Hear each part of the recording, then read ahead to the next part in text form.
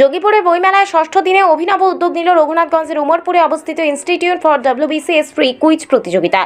প্রতিযোগিতায় অংশগ্রহণকারী প্রথম, দ্বিতীয় ও তৃতীয় স্থানাধিকারীদের প্রতিদিন যোগীপুর বইমেলায় প্রাইজ দেওয়া হচ্ছে।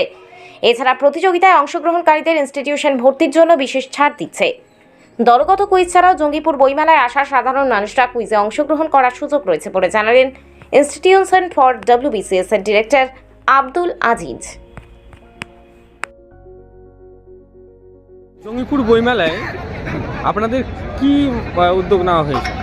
আমরা জঙ্গিপুর বইমেলাকে আরও আকর্ষণ করার জন্য আমাদের ইনস্টিটিউশনের তরফ থেকে ইনস্টিটিউশন ফর WBCS এর একটা ফ্রি কুইজ প্রতিযোগিতা রেখেছি, যেখানে 10টা কোশ্চেন লিখিত থাকছে, সেখানে 50% পেলে একটা সান্ত্বনা প্রাইজ।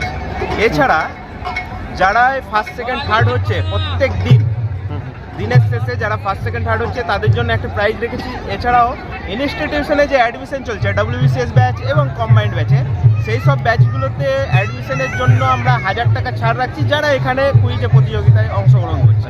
এছাড়াও দলগত কুইজ রেখেছি, আর দলগত কুইজের সঙ্গে সঙ্গে আমরা আবার জনসাধারণের জন্য কুইজ থ্রো করছি যাতে তারাও প্রাইজটা পায়। মানে অভিনবভাবে আপনারা এটা করছেন। ইনস্টিটিউটের নাম আপনার? Institution for WBCS Umarpur.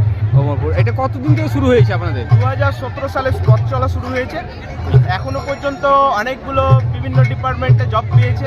আচ্ছা, ঠিক আছে। এখানে কোন ক্লাসের ছাত্রছাত্রীরা ওখানে আপনাদের ইনস্টিটিউটে যুক্ত হতে পারে? অ্যাকচুয়ালি WBCS এ অ্যাডমিশন মানে WBCS এ জব পাওয়ার জন্য গ্র্যাজুয়েট হতে হয়। আচ্ছা, কিন্তু জনগণ সচেতন হওয়ার জন্য, জনসাধারণ আমাদের বাংলার মধ্যে সচেতন হওয়ার জন্য অনেকজন ফার্স্ট ইয়ার থেকেই WBCS এর কোচিং নিতে শুরু করছে। যেমন বিহারের দিকে অনেক সময় হয়তো 11 থেকে শুরু করে। আচ্ছা, ঠিক আছে। তো এখানে অত সচেতন হয়নি গার্জেন। আচ্ছা, তার জন্য কিছু গার্জেন সচেতনতার জন্যই ফার্স্ট ইয়ার থেকে ভর্তি করে ফেলছে। আচ্ছা, আপনার নাম? আমার নাম আব্দুল আজিজ। আচ্ছা, আপনি কে? আমি ইনস্টিটিউশনের ডাইরেক্টর। ধন্যবাদ।